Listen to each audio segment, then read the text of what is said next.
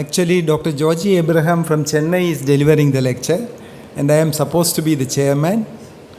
Let me first of all congratulate Dr. Jyotidev and his team for this wonderful feast on various aspects of diabetes mellitus.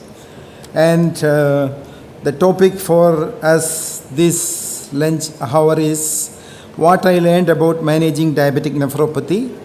And to talk about this very common topic, we have with us Dr. Georgi Abraham from Chennai, like Professor Vishwanathan, who was my MBBS examiner, and his son Dr. V. Mohan. Dr. Georgi Abraham is another example of a Malayali who has settled down in Chennai and flying the Kerala flag very high. Well, I know Dr. Georgi since 1966. He will tell more about it. Dr. Georgi Abraham is Professor of Medicine at Pondicherry Institute of Medical Sciences and a consultant nephrologist at Madras Medical Mission, Chennai. He is founder, president of the Peritoneal Dialysis Society of India. He is in the advisory committee member, International Society of Nephrology for access to dialysis in developing countries. And he is the youngest Indian nephrologist to get the award of Roscoe Robinson Award for educational activities and training in medicine and nephrology this year in the World Congress of Nephrology. He is editor-in-chief of Indian Journal of Peritoneal Dialysis, editorial board, Nephrology, Dialysis, Transplantation, Peritoneal Dialysis International and Hemodialysis International, NephroSAP. He is founder trustee of Tamil Nadu Kidney Research Foundation and Kerala Kidney Research Foundation. More than this, he is responsible for bringing PACES to India, and thanks to Georgi, many of the youngsters have got their memberships and they are doing well in various countries in the world. And with these few words, I request Dr. Georgi to deliver his lecture on diabetic nephropathy management. Dr. Georgi, please. Distinguished colleagues from abroad and India, at the outset I want to thank Dr. Jyotidev, Sunita and the organizers for this wonderful opportunity to speak to you. And also Dr. Chacko and I were together at Marivanios College. He was senior to me 1 year. That's about nearly 50 years ago, 1966. And I'm just going to talk to you about my journey when I started my nephrology training in Vellore in 1980. That is a story of 35 years. Starting from Vellore, I went to Europe and then to Middle East and to North America and came back and settled in Chennai 25 years ago. And I think it is a recognition for all of you who are here that the diabetes and diabetic control is taking a great stride, along with Mohan and also with other colleagues. You know, the madam sitting here, we were all in one committee recently to look at, what can be done to improve the care of diabetic kidney disease patients in this country. So I would just talk about that. Let me move on. In the short talk, this is the pathophysiology of diabetic nephropathy and prevalence, case studies, dialysis and transplant in diabetic nephropathy, management of diabetes with diabetic nephropathy, early detection and prevention. And I would also just move on showing this. Depicted here is Areteus of Cappadocia in Turkey, who is credited with the first accurate clinical description of diabetes mellitus, writing, being a melting down of the flesh and limbs into urine. Short will be the life of the man in whom the disease is fully developed. Death occurs rapidly. Galen is contemporary added. Diabetes is a disease specific to the kidneys. The thirst analogous to the ravenous hunger, a weakness of the retentive faculty of the kidneys.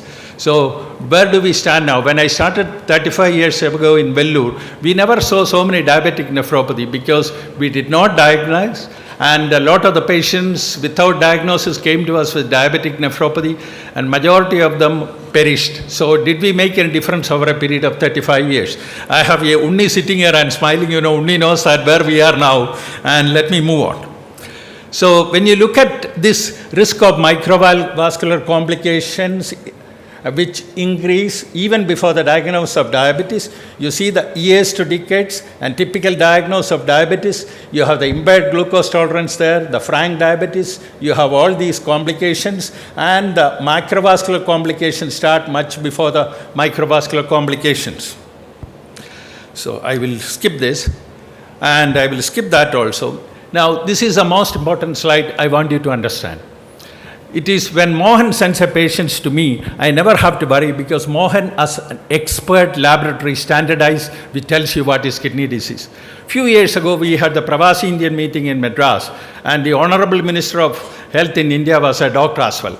And I brought to his notice, both verbally and visibly, the lack of lab standardization in India. And he said that we will do it. I know that, nothing has been done. I wanted to show that, my cardiology colleagues always say that, okay, creatinine 1.2 is normal. When you look at that, there is a non-linear relationship between serum creatinine concentration and the GFR. The creatinine is shown here and the GFR is shown here. Even if you have a creatinine of 1, your GFR may be 40, 60 in certain individuals. So this you have to keep in mind when you take care of the diabetes. Don't ever, first you need to have a standardized lab. Number 2 is that look at the creatinine and estimate the GFR. It is very simple to do that. Even my own colleagues, we have a high profile cardiovascular unit in Chennai, run by the Malayalis again. And they say that, tell the patient 1.2 creatinine is normal. No, he would have lost nearly 40% of his renal function. So please keep that in mind. That is lesson number 1. I want to tell you, I tell this all over the world wherever I go and speak. Number 2, diabetic nephropathy, older view, normal urine albumin, it goes to microalbuminuria, clinical proteinuria, and ESRD. When you reach ESRD, your death rate according to American statistics is nearly 20%, yearly death rate. And the current view is that you have normal urine albumin, you can develop microalbuminuria, which can be back to normal urine albumin with intensive glucose control, hyperglycemia. And from microalbuminuria, you may go to ESRD without going through the stages of macroalbuminuria. Here there is a question mark. Clinical proteinuria, can it be brought back to microalbuminuria? We have to wait and see that. Now, this is just a diabetic kidney disease, just to take you through that. You have the glomerulus, all 4 compartments of the kidney are affected. The blood vessel, the glomerulus, the tubules, and interstitium. It is not a disease particular to the, as we all were taught, Kimmel-Stein-Wilson's nodular disease. All components of the kidney are affected to a lesser extent or a greater extent. Now, I just want you to look at this one, the one on the right-hand side. Years after the onset of proteinuria, the fall in the GFR, the cumulative risk for development of proteinuria and progress to renal failure in patients with type 1 and type 2 disease. So after about 5 years, you can see that nearly 40 or more than 40% of them develop renal impairment and CKD. Now, evaluation of albuminuria. I am an examiner. So somebody was sitting here, she is not here. And even in MD examination, the guy comes as ask microalbuminuria. Please look at that. Microalbuminuria should not be reported alone. I'm just coming to that. For initial testing of adults for albumin, urine albumin to creatinine ratio, urine protein to creatinine ratio, reagent strip urine analysis to protein with automated reading, reagent strip urine analysis for protein with manual reading. Let me move on. So when you look at the diabetic nephropathy, progression of diabetic nephropathy, you have the onset year, diabetes, functional changes, increase in the GFR, reversible albuminuria, increase in kidney size. Over a period of years, you develop early diabetic nephropathy, microalbuminuria, rising blood pressure, then structural changes are seen, glomerular basement membrane thickness, mesangial expansion, onset of proteinuria, rise in serum creatinine and ESRD from 0 to 15 to 27 years. So I wouldn't go to the factors. Already said repetition is always better in medicine when you teach medical students. Modifiable factors are glycemic control, hypertension, lipid abnormality, smoking, metabolic syndrome, insulin resistance, low-grade inflammation, endotoxins, AGEs, low-intensity physical activity, and increased salt intake. So I just want you to look at the middle panel only. Please look at the middle panel if you are sitting on the left-hand side. So the newer data regarding microalbuminuria is reversible in majority, higher levels more likely to progress to proteinuria. Rate of progression of diabetic nephropathy, incidence relatively uniform from 90 to 30 years of duration of diabetes. Cumulative incidence after 30 years of duration of diabetes may not be lower than previously. Progressive decrease in GFR without significant microalbuminuria in a subset of patients. Then it is younger age group, CKD commoner at earlier age in type 2 diabetes. Now, this is new data. I want you to, what are the biomarkers? This was just published from the Joslin Kidney Clinic as well as in American Pima Indians. You, on the vertical axis, you are the albumin creatinine ratio, and you have two markers, biomarkers, TNF-R1, tumor necrosis factor receptor 1, and TNF2. And when you look at the horizontal, you see their levels and then the albumin creatinine ratio. As the levels increase, there is a progressive increase in albumin creatinine ratio. And this is also documented with the GFR, cumulative incidence of ESRD, This is divided into 4 quartiles. First quartile, second quartile, third quartile, and fourth quartile. Those who have fourth quartile have higher incidence of renal failure in the TNF-R1 as well as R2 with regard to the GFR and the correlation between GFR and the TNF-R2 in the blood.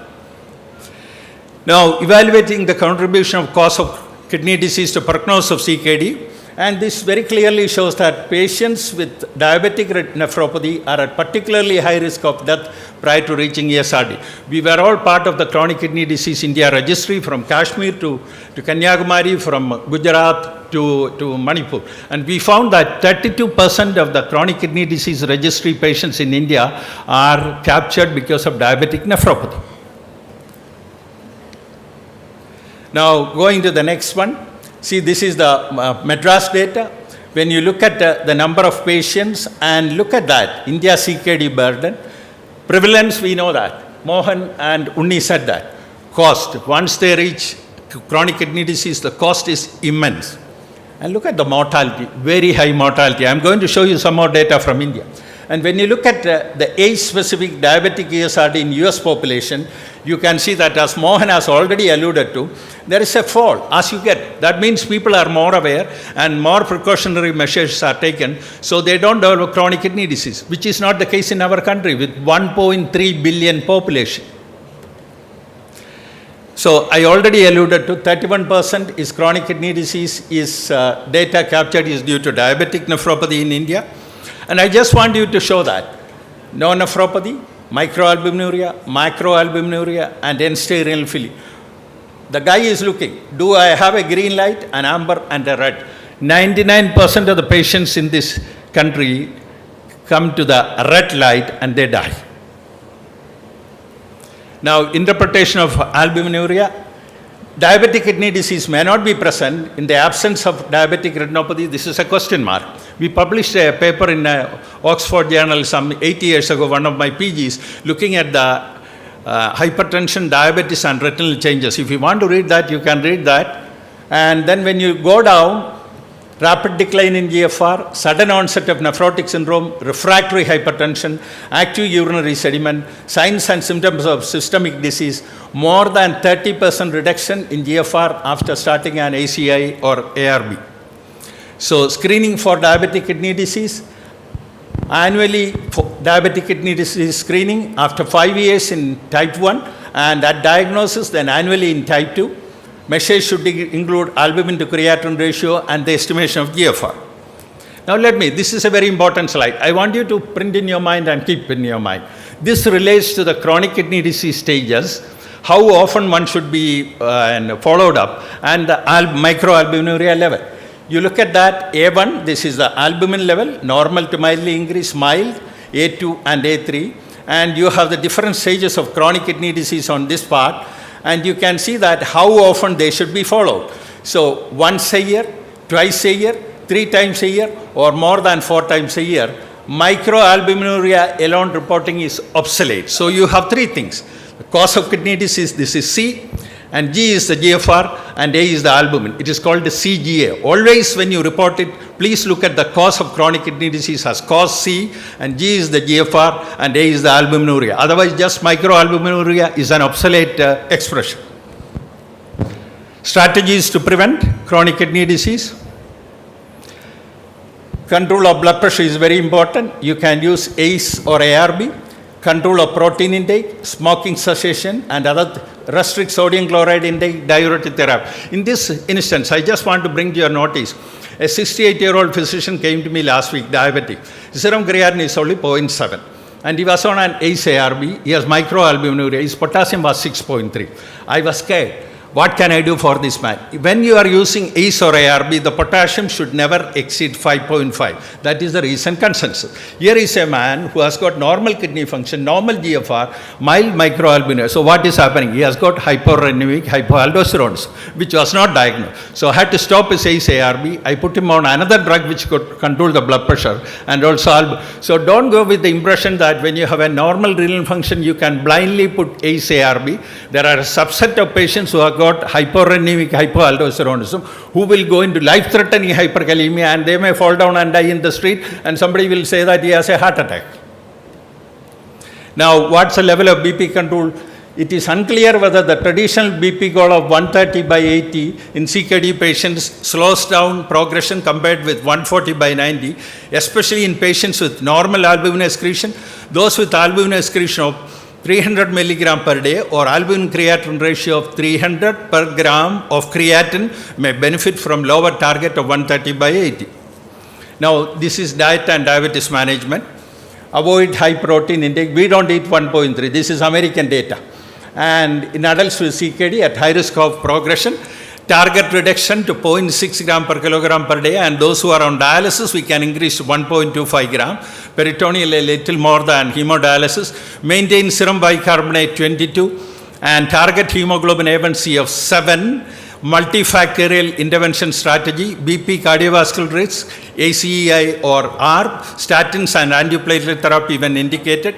Educational program tailored to the severity of CKD on salt, phosphate, potassium, protein intake and CKD stage-specific intake monitoring. Salt intake should be definitely reduced. Measure serum calcium, phosphate, PTH, alkaline phosphatase, vitamin D if the GFR is less than 45 ml per minute. So this shows a very simple therapeutic maneuver to slow down the progression of chronic kidney disease. Soda bicarbonate therapy. We all use soda karam for cooking in our. This study very clearly shows that by giving soda bicarbonate, you can slow down the progression of chronic kidney disease, even diabetic chronic kidney disease as well. This is the most important paper which was just published. Dr. A.K. Das and I have started doing a protocol for this. This is effect of pentoxifillin on renal function and urinary albumin excretion in patients with diabetic kidney disease.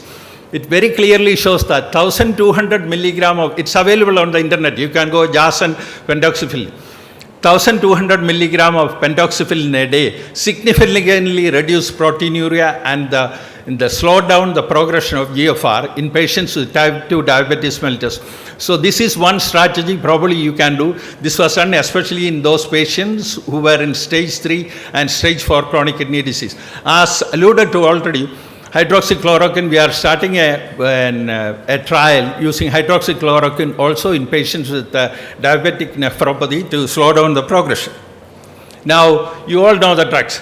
The only drugs which are safe in end-stage renal failure, hemodialysis are insulin, ripaglinide, and also all others require dose reduction as per the stage of chronic kidney disease. Now, currently available oral drugs which have hypoglycemic risk, sulfonylurea doesn't have any sulfonylurea have hypoglycemic risk, and also with insulin have hypoglycemic risk, and meglitinides do have hypoglycemic risk.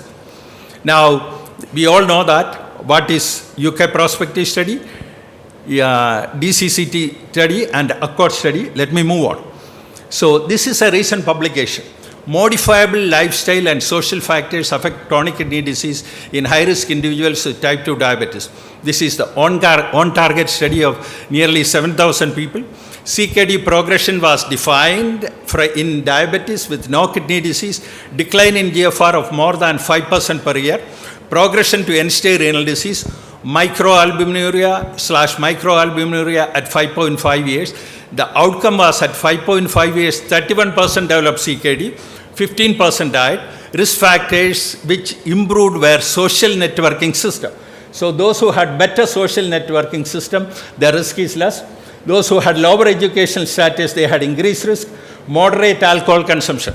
In Tamil Nadu, we generate 25,000 crores with alcohol, and Kerala also probably is somewhere half of that. And in Kidney International, the paper very clearly shows that increasing the alcohol intake protects the kidney from worsening of renal failure. So I think that we should have a delegation in Kerala going and seeing Chief Minister Ummanchandi and saying that, who also has diabetes, that probably increasing the alcohol intake will protect the kidney. Now, this is the SNS. And the SNS shows that modifiable. So when you have social networking is very high, your survival is much better. When your social networking is low, your survival is much low. Both shown about CKD progression as well as death. So this implies the fact that social networking is a very important factor in slowing down the progression of chronic kidney disease and in reducing death. So these are the factors which promote chronic kidney disease. I just don't want, but obstruction, especially in elderly people, prostatic obstruction should be ruled out, and intake of non-steroidal and alternative medicine, they are very important to be looked at by every diabetologist and every physician who is taking care of a diabetic nephropathy and chronic kidney disease. Story of diabetic nephropathy. This is a story I want you to understand. I take care of every second patient or third patient when I see in nephrology clinic is a diabetic with type 2 diabetes. So this is a lady, I'm just going to start her story. She was diagnosed to have diabetes in 1999, and she comes to me with atypical features of chronic kidney disease. We did a biopsy at that time. It proved that it is diabetic nephropathy. I also wanted to look at her weight in increase. And then she was on dialysis. She received a kidney from her brother who was 50 years old, and she was doing well after the transplant. Histological changes occur in 40% of patients after 6.7 years. Only 1.8% graft loss due to recurrence. Prevention is tight glycemic control and kidney pancreas transplant in type 1 diabetes. Now, what are the modalities of treatment? Dialysis, hemodialysis, peritoneal dialysis. Renal transplantation is the choice of therapy, better survival and quality of life. 73% reduced risk of death post-transplant compared to cohort in the waiting list.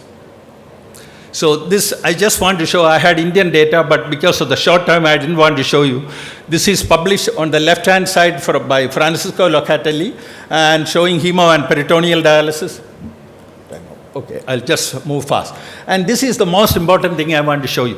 This is a 5-center study from India, which we did, and looking in 2 states, the survival of patients on hemodialysis. You can see that at 5 years, the diabetics, the survival is about 16.6% and non-diabetic 28%. This opens up the avenue that patients on hemodialysis do not live longer in India. So the most important message is prevent or slow down the progression, and transplant is the best treatment. Let me come to the last few. This shows the result between transplant and hemodialysis. They have a better survival, and hemodialysis has a poor survival. And this is a patient whom we transplanted 2 times. He is 72 now. Diabetic nephropathy, first transplant lasted for 14 years, and the second transplant he is doing very well on liraglutide. Let me come to the last few slides. Conclusion. The prevalence of diabetes mellitus has increased rapidly in developing countries. Intensive screening is necessary. 1/3 of individuals with diabetes develop CKD, and 50% of dialysis patients are diabetic. Drugs do not prevent, only mitigate diabetic chronic kidney disease.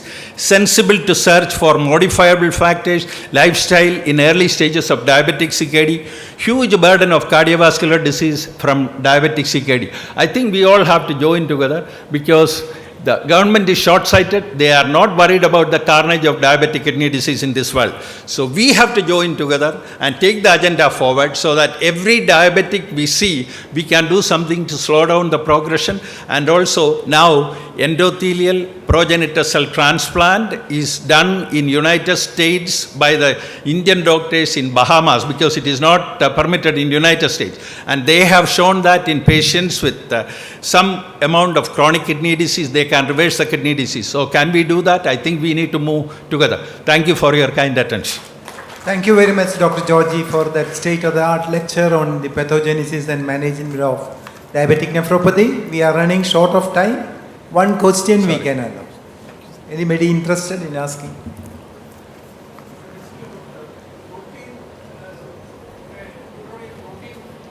Protein creatinine ratio. And also albumin creatinine ratio. Yes, ACR and protein creatinine. They should always be connected with the cause of kidney disease and the GFR, estimated GFR and albuminuria. So that's the way now chronic kidney disease should be addressed. What is the cause? Is it diabetic nephropathy? And what is the estimated GFR? And what is the protein creatinine ratio or albumin creatinine ratio? What is the... No, less than 30 milligram per gram of creatinine in the urine for an albumin creatinine ratio. Protein creatinine ratio is almost same. There is not much of a difference for that matter because albumin is the main protein which is leaking when you have diabetic nephropathy. Thank you very much, Dr. Georgi, for that wonderful lecture and for coming all the way from Chennai to Trivandrum and also for enjoying the nephropathy boat race yesterday.